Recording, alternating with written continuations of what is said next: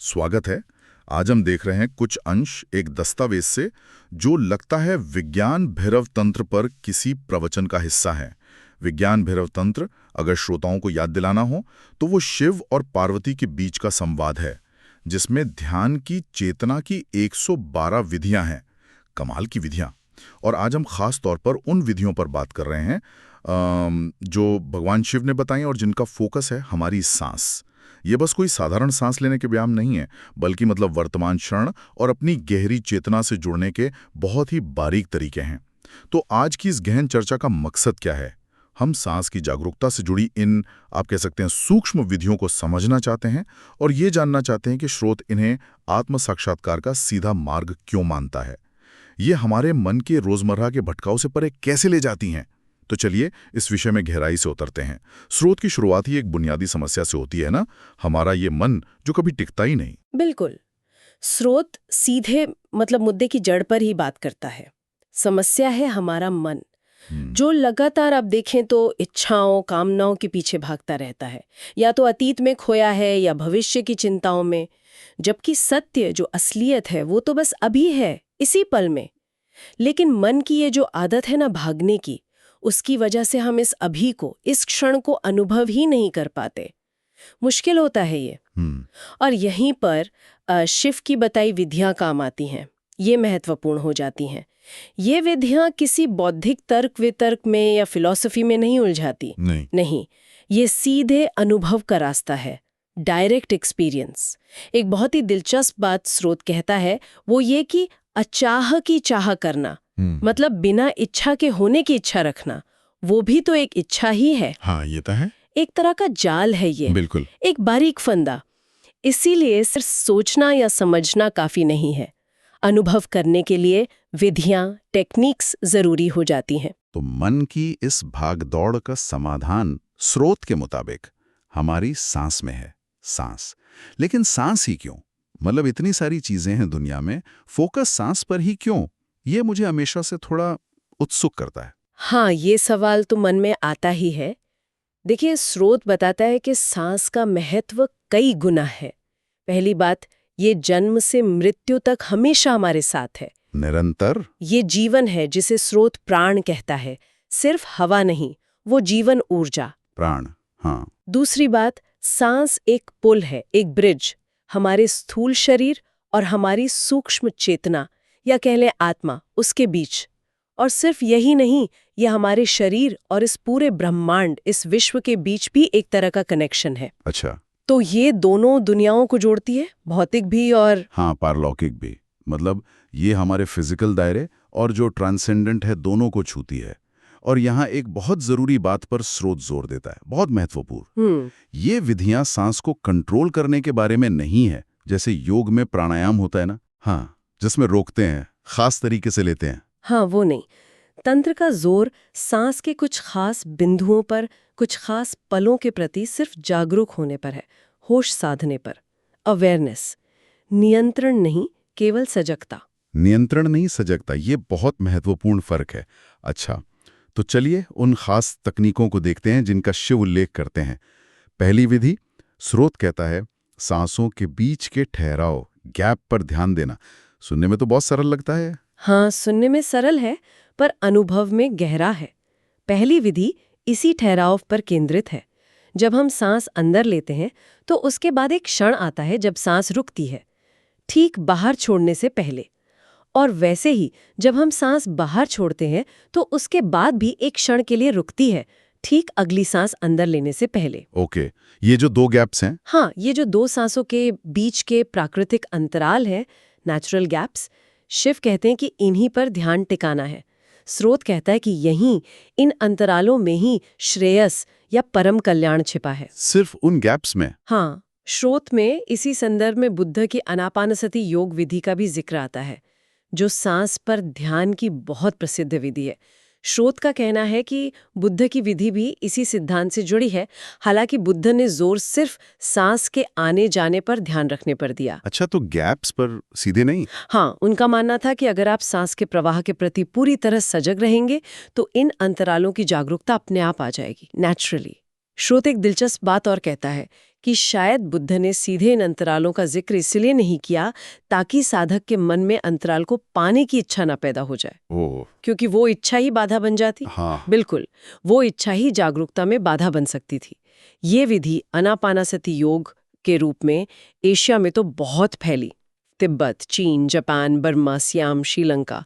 लेकिन स्रोत ये भी इशारा करता है कि क्योंकि इसे बौद्ध विधि मान लिया गया, तो शायद भारत में हिंदुओं ने इसे कुछ हद तक नजरअंदाज कर दिया, जबकि ये तकनीक या इसका मूल सिद्धांत बुद्ध से भी पहले का है, जैसा विज्ञान भैरव तंत्र बताता है। ये तो वाकई दिलचस्प है कि कैसे एक ही सिद्धांत अलग अलग रूप लेता है और कभी-कभी ऐतिहासिक कारणों से उसकी जड़ें भुला दी जाती हैं।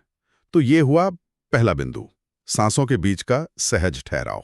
इस ठहराव से आगे बढ़ते हुए स्रोत सांस के चक्र में एक और सूक्ष्म बिंदु पर ध्यान दिलाता है, वो है सांस का मोड़, टर्न। इसका क्या मतलब है? हाँ, दूसरी विधि इसी मोड़ पर ध्यान केंद्रित करने को कहती है। ये वो क्षण है जहां अंदर आती हुई सांस रुकती नहीं है, बल्कि दिशा बदलकर बाहर जाने वाली सांस बन जाती है, और इसी तरह बाहर जाती हुई सांस दिशा बदलकर अंदर आने वाली सांस बनती है। तो ये गैप से अलग है? हाँ, ये ठहराव गैप से अलग है। ये गति के बदलने का बिंदु है, एक ट्रांजिशन का क्षण।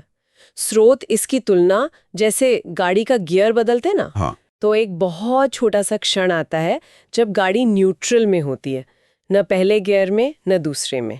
ओके। ठीक वैसे ही सांस के इस मोड़ के क्षण में स्रोत कहता है व्यक्ति न शरीर होता है न मन। ओके। वो एक, आप कह सकते हैं, शुद्ध अस्तित्व की स्थिति में होता है, प्योर बीइंग। शरीर और मन का जो बना बनाया मैकेनिज्म है, उससे एक पल के लिए बाहर, उस न्यूट्रल पॉइंट पर। हाँ, उस न्यूट्रल पॉइंट पर आप बस होते हैं, शुद्ध, सरल, बिना किसी पहचान के। लेकिन ये मोड़ बहुत क्षणिक होता है, पलक झपकने से भी कम समय का। अच्छा, तो इसे पकड़ना मुश्किल होगा। हाँ, इसीलिए इसके प्रति सजग होने के लिए बहुत ही सूक्ष्म निरीक्षण चाहिए, सटल ऑब्जर्वेशन। ये कोई मोटी चीज नहीं है जिसे आप आसानी से पकड़ लें। गहरी शांति और ध्यान चाहिए इसके लिए। पहले ठहराव, फिर ये क्षणिक मोड़। लगता जैसे हम सांस की यात्रा में और गहरे उतर रहे हैं। अब स्रोत तीसरी तकनीक की बात करता है, जो विलय मतलब मर्जिंग और एक केंद्र से जुड़ी है। ये क्या है? तीसरी विधि हमें उस क्षण पर ध्यान केंद्रित करने को कहती है जब अंदर जाने वाली सांस और बाहर आने वाली सांस एक दूसरे में जैसे विलीन हो जाती हैं, मर्ज हो जाती हैं। एक ऐसा बिंदु आता है सांस के गहरे तल में जहां सांस इतनी शांत और स्थिर हो जाती है कि ये बताना मुश्किल हो जाता है कि वो अंदर जा रही है या बाहर। जैसे दोनों मिल गई हों। हाँ, जैसे दोनों सांसें मिलकर एक हो गई हों, गतिहीन, स्टिल। स्रोत कहता है कि यही विलय बिंदु हमारा केंद्र है। स्रोत बताता है कि हमारी सांस स्वाभाविक रूप से हमारे नाभि केंद्र तक जानी चाहिए, नेवल सेंटर, पेट तक मतलब। हाँ, लेकिन आजकल के तनाव और लाइफस्टाइल के कारण हमारी सांस बहुत उथली हो गई है, शैलो ब्रीदिंग, छाती तक ही रह जाती है। इस वजह से हम अपने केंद्र से कटे हुए, भटके हुए महसूस करते हैं। स्रोत यहाँ बच्चों का उदाहरण देता है। छोटा बच्चा जब सोता है तो उसका पेट ऊपर नीचे होता है ना, छाती नहीं। हाँ, सही है। वो पेट से गहराई से सांस लेता है। ये गहरी सांस उन्हें उनके केंद्र से जोड़े रखती है, उन्हें वर्तमान क्षण में टिकाए रखती है। इसलिए बच्चे वो पूरी तरह से मूवमेंट में होते हैं, गुस्से में या खुशी में बिल्कुल पूरे होते हैं। हाँ, उनमें एक समग्रता होती है, जबकि हम बड़े लोग केंद्र से कटे होने के कारण अक्सर खंडित होते हैं, मन कहीं, शरीर कहीं। स्रोत यहाँ एक थोड़ी विवादास्पद लेकिन महत्वपूर्ण बात कहता है। अच्छा। वो कहता है कि समाज के गहरे डरों ने, खासकर कामुकता, सेक्सुअलिटी से जुड़े डर ने हमें गहरी सांस लेने से रोका है। कामुकता से जुड़े डर ने कैसे? क्योंकि गहरी सांस स्वाभाविक रूप से हमारे काम केंद्र को, सेक्स सेंटर को, जो नाभि के पास है, ऊर्जा देती है, उसे छूती है, उसकी मालिश करती है, जिससे वो ज्यादा जीवंत होता है। स्रोत के अनुसार समाज क्योंकि कामुकता की इस सहज ऊर्जा से डरता है, इसलिए उसने बचपन से ही गहरी सांस को हतोत्साहित किया और उथली छाती से सांस लेने को बढ़ावा दिया। ये तो सोचने वाली बात है। हाँ, और इस केंद्र को स्रोत ऊर्जा रहित और ऊर्जा पूरित दोनों कहता है। ये थोड़ा विरोधाभासी नहीं लगता? लगता है। ऊर्जा रहित इस मायने में कि इससे शरीर या मन की सामान्य ऊर्जा नहीं चाहिए, जैसे भोजन वाली ऊर्जा, और ऊर्जा पूरित इस मायने में कि ये सीधे ब्रह्मांडीय ऊर्जा के स्रोत से जुड़ा है, कॉस्मिक सोर्स से। जब आप इस केंद्र पर स्थिर होते हैं तो आप अपनी पर्सनल ऊर्जा से नहीं बल्कि यूनिवर्सल ऊर्जा से भर जाते हैं। ओके, ये काफी गहरा है। उथली सांस, समाज का डर और फिर केंद्र का ये दोहरा स्वभाव, इन तकनीकों के लिए तो वाकई बहुत धैर्य और समर्पित जागरूकता चाहिए। अच्छा, चौथी तकनीक थोड़ी अलग महसूस होती है। ये सांस के अचानक रुक जाने की बात करती है, सडन स्टॉप्स। ये कैसे होता है? क्या हम रोकते हैं? नहीं, हम नहीं रोकते। चौथी विधि उन क्षणों के प्रति जागरूक होने को कहती है जब सांस अपने आप रुक जाती है, बिना हमारी कोशिश के, अचानक। स्रोत इसे जागतिक विराम कहता है, मतलब दुनियावी चीजों के कारण रुकना। जैसे कब? उदाहरण के लिए जब हम अचानक किसी बहुत तीव्र खतरे का सामना करते हैं, या कोई एक्सीडेंट होते होते बचता है, या कोई बहुत शॉकिंग न्यूज सुनते हैं। हाँ, उन पलों में सब ठहर सा जाता है। बिल्कुल, सांस भी रुक जाती है एक पल के लिए। स्रोत कहता है कि ऐसे क्षणों में हमारा क्षुद्र अहंकार, हमारी वो रोजमर्रा की छोटी मैं की पहचान, मेरा नाम, मेरा पद, मेरी चिंताएं, हाँ, वो पूरी तरह से विसर्जित हो जाता है, गायब। उस एक पल में सिर्फ शुद्ध जागरूकता बचती है, प्योर अवेयरनेस। जी। स्रोत ये भी कहता है कि ये विधि अशुद्ध मन के लिए कठिन है। मतलब जो मन इच्छाओं और विचारों से भरा है वो इन क्षणों को पकड़ नहीं पाता, लेकिन ये अचानक घटित हो सकती है। अचानक? हाँ। स्रोत यहाँ ज़ेन गुरुओं का उदाहरण देता है। Zen masters? अच्छा, वो क्या करते थे? वो इसी सिद्धांत का उपयोग करते थे। वे अचानक अपने शिष्यों पर चिल्लाते थे, या उन्हें मारते थे, या कभी कभी उठाकर फेंक भी देते थे, बिना किसी कारण के। हाँ, यही जरूरी था, बिना कारण के, ताकि शिष्य चौंक जाए, उसकी सांस एक पल के लिए रुक जाए और उसे उस शून्य का, उस अहंकार रहित अवस्था का अनुभव हो सके। अगर कारण होता तो मन तैयार हो जाता। सही, अपेक्षा कर लेता और वो सहज विराम नहीं आ पाता। और फिर स्रोत एक और महत्वपूर्ण बात कहता है। वो कहता है कि शुद्ध मन के लिए सांस स्वाभाविक रूप से भी रुक सकती है। शुद्ध मन, इसका क्या मतलब है यहाँ? यहाँ शुद्ध मन से स्रोत का तात्पर्य शायद उस मन से है जो शांत है, वर्तमान में स्थित है और इच्छाओं या भविष्य की योजनाओं में लगातार खिंचा नहीं जा रहा। ओके। जब मन पूरी तरह शांत और स्थिर होता है तो सांस भी अपने आप शांत और स्थिर हो जाती है। कभी कभी तो लगता है जैसे लगभग रुक सी गई है। ऐसा क्यों होता है? क्योंकि मन की गति और सांस की गति आपस में गहरे जुड़े हुए हैं। ये एक दूसरे को प्रभावित करते हैं। मन शांत तो सांस शांत, सांस शांत तो मन शांत। तो ये 4 अलग अलग तरीके हुए: ठहराव पर ध्यान, मोड़ पर ध्यान, केंद्र पर विलय और अचानक रुक जाना। इन सब का सार क्या निकलता है? ऐसा लगता है कि ये सभी तकनीकें हमारी सांस की जो सहज लय है और उसके जो ठहराव हैं, उन्हीं को दरवाजे की तरह इस्तेमाल कर रही हैं। बिल्कुल सही समझा आपने।